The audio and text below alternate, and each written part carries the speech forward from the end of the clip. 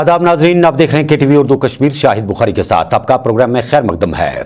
नाजरीन, आपको बताते हैं कि जम्मू कश्मीर के अंदर जहां इस वक्त सिक्योरिटी अमले को कई एक चैलेंज का सामना है, वहीं दूसरी तरफ आपको मालूम होना चाहिए कि गुज़श्ता कई माह से अगर देखा जाए तो जो हमारा नेशनल हाईवे है, इस हाईवे पर कई एक जगह पर मिलिटेंटों की तरफ से लगातार सिक्योरिटी फोर्सेस को निशाना बनाने की कोशिशें की जा रही हैं। इस हवाले से आज भी बादस दोपहर नौगाम पांपोर बाईपास के नजदीक आरओपी पर मुतयन सीआरपीएफ और जम्मू कश्मीर पुलिस की पार्टी पर नामालूम मुसल्लह अफराद ने, जो बताया जाता है कि मोटरसाइकिल पर सवार थे, अचानक हमला कर दिया और इस हमले में 2 एहलकार जो हैं वो जाँ बहक हो गए, जबकि 3 दीगर जख्मी हो गए, जिन्हें फौरी तौर पर इलाज के लिए अस्पताल पहुंचाया गया। आपको नाज़रीन बताते हैं कि इस वाक़े के फौरी तौर बाद सिक्योरिटी फोर्सेस की भारी कुमक इलाके की तरफ रवाना हो गई और पूरे इलाके को मुहासरे में लिया गया है, जहां इस वक्त बहुत ज्यादा संगीनी के साथ तलाशी कार्रवाइयां जारी हैं। बताया जाता है कि नामालूम मुसल्लह अफराद, जिनकी तादाद 2 बकौल पुलिस बताई गई है, अचानक नमूदार हुए और उन्होंने आरओपी पर मुतयन सीआरपीएफ की पार्टी पर हमला कर दिया और इस तरह से मौके पर ही 2 अफराद जो थे वो जख्मी हो गए और बाद में वो जख्मों की ताप न ला करके चल बसे, जबकि दीगर 3 मामूली जो जख्मी थे वो अस्पतालों में भर्ती कर दिए गए हैं। इस मौके के फौरी तौर बाद सीनियर पुलिस के जो अफसरान हैं वो मौके पर पहुंचे। फौज और पैरामिलिट्री फोर्सेज ने पूरे इलाके को मुहासरे में लिया हुआ है। इत्तलात के मुताबिक घर घर तलाशियां जारी हैं और सिक्योरिटी फोर्सेज का यह मानना है कि मिलिटेंट जो हैं वो ज्यादा दूर नहीं भागे होंगे, इसलिए उन्हें हंट कर लिया जाएगा। इस हवाले से क्या कुछ पुलिस के आला अधिकारी कहते हैं, आइए आपको दिखाते हैं। जैसे कि मैं पहले बता दूं इंसिडेंट के बारे में। आज 12:45 में हमारे सीआरपीएफ जवान आरओपी ड्यूटी पे थे, तो एक बाइक में 2 आतंकवादी आए, बाइक लगा के अंधाधुंध फायरिंग की AK-47 से और हमारे लोगों ने रिटेलिएट किए। उसमें काफ़ी क्रॉस फायरिंग हुआ और उसमें क्रॉस फायरिंग में हमारे और जवान 2 जख्मी हो गए सीआरपीएफ के और भागने में कामयाब हो गया, लेकिन उनकी आइडेंटिफाई ऑलरेडी हम कर चुके हैं हम लोग और जल्दी इसको हम लोग न्यूट्रलाइज कर लेंगे। ये वही LG का टेररिस्ट है और जो पाकिस्तान से का है, एक का नाम सैफुल्लाह है, एक लोकल टेररिस्ट है और ये इससे पहले चरोरा में अटैक किया था सीआरपीएफ पर। हमारे इसमें एक SI शहीद हुए थे और कुछ दिन पहले नौगाम सेक्टर में दूर से फायर किया था। इसका ये 3रा इंसिडेंट है। हम लोग इसको जल्दी न्यूट्रलाइज कर लेंगे। नेशनल हाईवे टारगेट है, ये वल्नरेबल है क्योंकि इसमें काफ़ी सिविलियन व्हीकल चलते रहता है, तो हमारे जवान को रिटेलिएट करने में दिक्कत होती है। हम लोगों को पब्लिक का ख्याल रखना पड़ता है। अगर हम भी अंधाधुंध टेररिस्ट तरफ फायर करेंगे तो सिविलियन जख्मी हो सकते हैं, उनका जान जा सकता है, तो हम लोग बड़ा प्रिवेंटिव मेजर लेकर फायरिंग करना होता है। तो इससे पहले भी सर नेशनल हाईवे पे कहीं बड़े अटैक्स देखने को मिले हैं, लेकिन उसके बावजूद जो है मिलिटेंट्स यहाँ तक पहुँच जाते हैं और सुरक्षा बलों को टारगेट करते हैं। देखिए, मिलिटेंट तो ये बता के नहीं आता कि मैं आ रहा हूँ अटैक करने के लिए। हथियार को छिपा के आते हैं, कंसील करके आते हैं, नजदीक आके फायर करके ये गुरिल्ला वार वेरीफाई की तरह अटैक करते हैं। लेकिन इसका भी हम लोग उपाय है, हम लोग इसको जल्दी काउंटर न्यूट्रलाइज कर लेंगे। Sir, is the coordinate search operation over as far as this area, adjoining area is concerned? हाँ, त्रल के एरिया में एक ऑपरेशन चल रहा था, उसमें इनिशियल फायर फाइटिंग हुआ था। SOG के 4-5 लड़के गए थे कवर्ड ऑपरेशन में। मिलिटेंट ने पहले फायर किया, हमारे लड़कों ने फायर किया, मिलिटेंट वहाँ से भाग गया। एक और लाम के एरिया में ऊपर हम लोग सतुरा के पास चल रहा है, हम लोग होपफुल है कि कुछ रिजल्ट आएगा। नाज़रीन, आपको बताते हैं कि जहां इस वक्त भारत और पाकिस्तान के दरमियान LOC पर कई एक जगह पर आए रोज शेलिंग का सिलसिला जारी है और LOC पर बार बार जंग बंदी की जो खिलाफवर्जियां हैं वो जारी हैं और साथ ही कई एक महाज पर अगर देखा जाए तो चाइना और भारत के दरमियान कई एक मीटिंगों के बाद भी हालात साजगार होते नजर नहीं आते। वहीं दूसरी तरफ आज एयरफोर्स के चीफ की तरफ से एक बयान दिया गया जिसमें यह बात बताई गई कि पाकिस्तान मुकम्मल तरीके पर शाना बशाना चाइना के साथ मिलकर भारत को कमजोर करने की कोशिशें कर रहा है, जबकि हवाई फौज की बात अगर करते हैं तो किसी भी तरीके से जो फजाइया है वो मुकम्मल तरीके पर तैयार है दोनों फ्रंट्स पर लड़ने के लिए और इस तरीके से उन्हें दंदान शिकन जवाब दिया जाएगा। इस हवाले से फौज के अफसान का मानना है कि पूरे इलाकों में विजिल बढ़ा दिया गया है, लेकिन एयरफोर्स की तरफ से दिए गए इस बयान को काफी ज्यादा संजीदगी से लिया जा रहा है। बताया जाता है कि सुखोई और दीगर जंगी जहाजों की शमूलियत की वजह से फौज की ताकत जो है वो चौगुनी हो गई है। इस हवाले से वो काफी ज्यादा मुतमईन नजर आ रहे थे। अपने बयान के हवाले से उनका यह मानना था कि चीन ने बार बार जिस अंदाज में खिलाफवर्जियां शुरू की और जिस अंदाज में वो कई एक इलाकों में नजर आ रहा है, अब यह भी इसमें देखा जा रहा है कि पाकिस्तान मुकम्मल तरीके पर उनका साथ दे रहा है और इस तरह से एक मुल्क की तरफ से नहीं बल्कि अब दो दो मुल्कों की तरफ से एक तरीके से भारत को कमजोर करने की कोशिशें की जा रही हैं। जबकि दिफाई जराया का मानना है कि मुल्क किसी भी सतह पर किसी भी चैलेंज का मुकाबला करने के लिए मुकम्मल तरीके पर तैयार है। नाज़रीन किराम, आपको मालूम होगा कि इस साल की शुरुआत से ही चाइना और भारत के दरमियान जो तल्लुकात थे वो उस वक्त बिगड़ने शुरू हो गए जब गलवान इलाके में चाइना की तरफ से इन्फिल्ट्रेशन करने की कोशिश की गई, उन्होंने पेशकदमी की और फिंगर 8 से वो फिंगर 4 पर पहुंच गए। जबकि भारत बार बार इस बात को जोर दे रहा है कि चाइना की फौज को अपने पॉइंट्स पर वापस चला जाना चाहिए। इसके लिए कई एक जगह पर मीटिंग्स भी तलब की गई, कई जगह पर खारजा सतह पर भी बातचीत हुई। जबकि ये देखें तो ब्रिगेड लेवल की मीटिंग्स भी मुनक्किद हुई, लेकिन अभी तक जो इसके नताइज हैं वो कोई हौसला अफजा नहीं आते। लेकिन जो सूरत हाल है वो पुरतनाव ही नजर आती है। फजाइया को मुकम्मल तरीके पर तैयार किया गया है और लद्दाख में जो फजाइया का हमला है वो इतना ज्यादा मुतहरिक है कि इसमें सुखोई को भी अब ऐड किया गया है वहां पे, और इस तरीके से बाज़ाब्ता तौर पर वहां पर मशकों के लिए भी भारतीय फौज जो है वो तैयार है। लेकिन आज फजाइया के चीफ की तरफ से जो स्टेटमेंट आया जिसमें उन्होंने ये बताया कि भारत को कमजोर करने के लिए पाकिस्तान भी चाइना का शाना बशाना साथ दे रहा है। उनका मानना है कि भारत मुकम्मल तरीके पर दोनों ममालिक को दंदाने शिकन जवाब देने के लिए मुकम्मल तैयार है।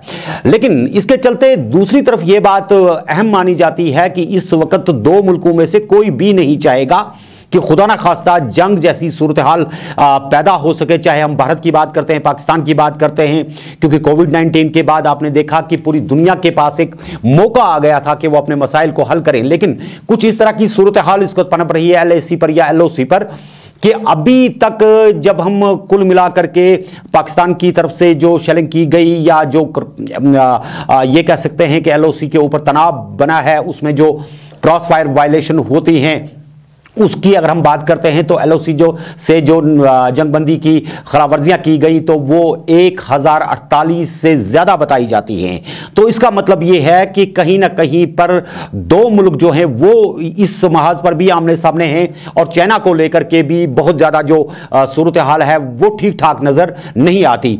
इसमें सबसे बड़ी बात यह आ जाती है कि लद्दाख तक सप्लाई पहुंचाने के लिए, लद्दाख तक पहुंचने के लिए, लद्दाख को किसी भी तरीके से चाइना के इस चुंगल से निकालने के लिए और वक्त पर अफवाज को वहां पर पहुंचाने के लिए जो असल मामला होता है वो होता है रसलो रसाइल का, किस तरीके से ट्रांसपोर्टेशन हो सके। तो इस हवाले से आपको बताते हैं कि गुज़श्ता दिनों आपको याद होगा कि वज़ीर-ए-आज़म हिंद नरेंद्र मोदी ने अटल टनल का बाज़ाब्ता तौर पर इफ्तिदा किया। बताया जाता है कि दुनिया की सबसे ऊंचाई पर वाक़या और सबसे लंबी टनल जो है अटल टनल, उसका बाज़ाब्ता तौर पर वज़ीर-ए-आज़म ने न सिर्फ इफ्तिदा किया बल्कि सिक्योरिटी के लिहाज से इसे एक बहुत ही अहम तरीन कदम माना जाता है और माना जाता है कि गुज़श्ता 72 बरस के दौरान ये पहली इस तरह की कोई राब्ता शाहरा होगी जिसको इतने लंबे टनल के साथ जोड़ा गया है और इस तरीके से अफवाज की मूवमेंट के लिए, हथियारों को पहुंचाने के लिए और लद्दाख तक मुकम्मल रसाई करने के लिए इस टनल का जो है वो बड़ा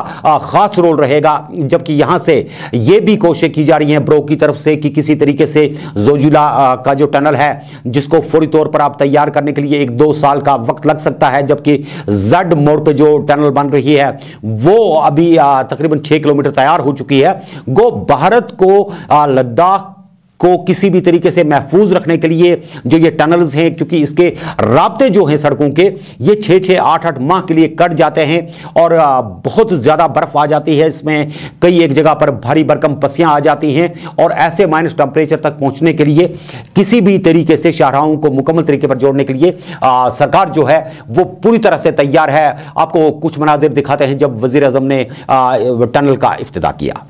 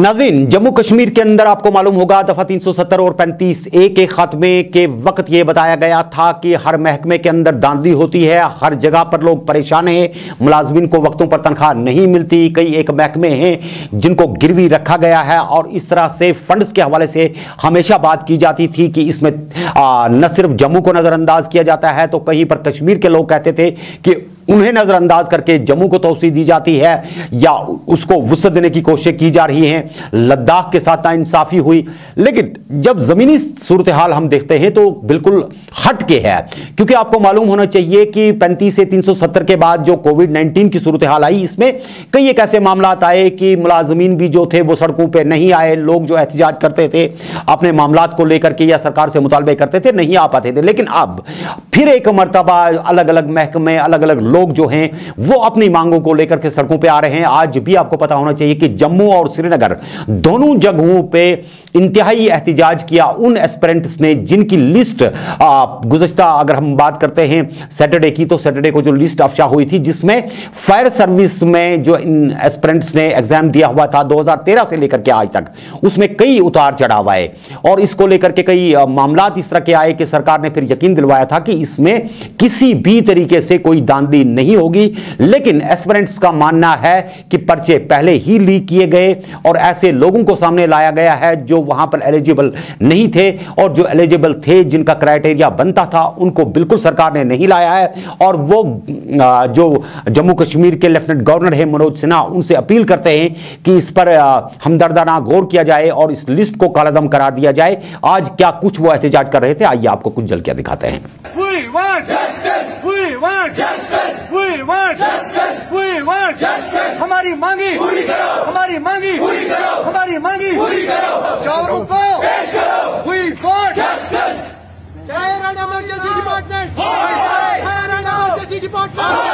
Fire and emergency department. तो जो हमने एग्जाम दिया था फायर एंड इमरजेंसी सर्विसेज में, तो उसमें जो हमारा जो पेपर था, बहुत सारे कैंडिडेट्स ऐसे थे जिनको पहले ही पेपर मिला था, या उसके बाद भी बहुत सारे लड़कों ने ऐसा कहा कि हमारे मार्क्स जो है वो 50 हुए हैं या 60 हुए हैं। बाद में रिजल्ट जब कंफर्म कल हुआ था, कल शाम को हुआ था, तो उसमें हमने देखा उन लड़कों को 90 से ऊपर भी मार्क्स आ गए हैं। और ये पहली बात है। दूसरी बात, जो रिलेशन स्कीम, आपको ये शायद पता नहीं होगा, रिलेशन स्कीम सबसे बड़ा था कि उसमें हमने ये देखा कि अगर किसी का बाई इसमें एंटर हो रहा है तो उसका बाई भी सिलेक्ट हो, दूसरा बाई भी सिलेक्ट हुआ है। किसी फैमिली में किसी के फैमिली में 2-2, 4-4 भी सिलेक्ट हुए हैं। और अगर कोई किसी का फ्रेंड है या कोई ब्लड रिलेशन में आता है वो भी सिलेक्ट हुए हैं। और इसके बावजूद हमारे पास कुछ रिकॉर्डिंग्स भी है, कुछ फोटोज भी है, जिससे हमारे पास एविडेंस काफी है, जिससे हम ये प्रूव भी कर सकते हैं कि इसका स्कीम अच्छी तरीके से हुआ है। और दूसरी बात यह है, कुछ लड़के इसमें 8th पास सिलेक्टेड हुए हैं, 10th पास सिलेक्टेड हुए हैं, जिनकी लो पूरी क्वालिफिकेशन है। पीएचडी वाले कैंडिडेट जो है, जो आईएएस एस्पिरेंट्स है या केस एस्पिरेंट्स है, उनको ड्रॉप किया गया है। और हमको ये भी पता है, पूरी तरीके से हम मुतमईन है कि इसमें कुछ ना कुछ बहुत बड़ा गड़बड़ हो रहा है और हमारी नाइंसाफी हो रही है। तो इस बुनियाद पे हम यहाँ पे जमा हुए हैं सारे कैंडिडेट। तो इंशाल्लाह कल हम कोर्ट विजिट करेंगे। हम इसको जितनी भी हायर अथॉरिटीज है हम उनको अप्रोच करेंगे इंशाल्लाह, जितना हमारे साथ पॉसिबल हो जाएगा। हम बस इतना ही चाहते हैं, हमें उन कैंडिडेट्स के साथ कोई जिद नहीं है, कोई लड़ाई नहीं है। हम ये चाहते हैं कि अगर लिस्ट ये होना चाहिए, ये पूरी तरीके से फेयर होना चाहिए। That is our objective and this is our final.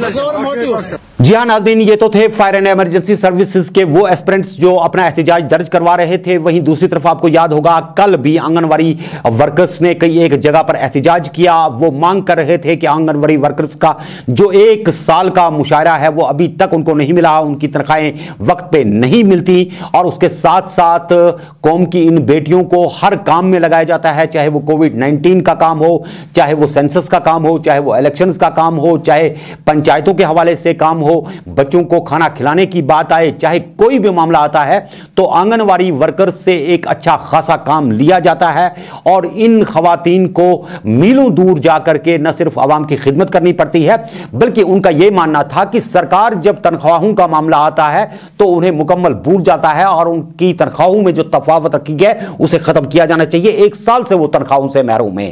क्या कुछ पुलवामा में, त्राल में, साउथ कश्मीर के अंदर एहतिजाज के मनाजिर थे? आइए आपको कुछ झलकियां दिखाते हैं। प्रोटेस्ट है क्योंकि हमें बार बार सरकार मजबूर कर रही है सड़कों पर उतरने के लिए, क्योंकि अगर ये बेटी बचाओ बेटी पढ़ाओ का नारा देते हैं तो हम भी इनकी बेटियां हैं।